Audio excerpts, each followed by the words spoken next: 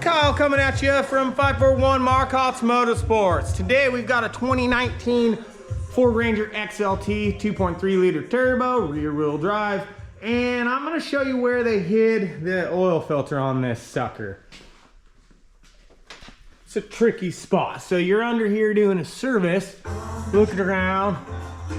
Where the hell did they put it? Not on the passenger side, not on the front of the motor, not on the top of the motor.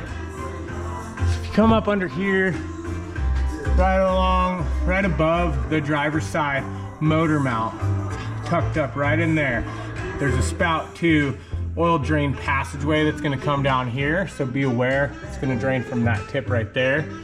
Probably get all over the place.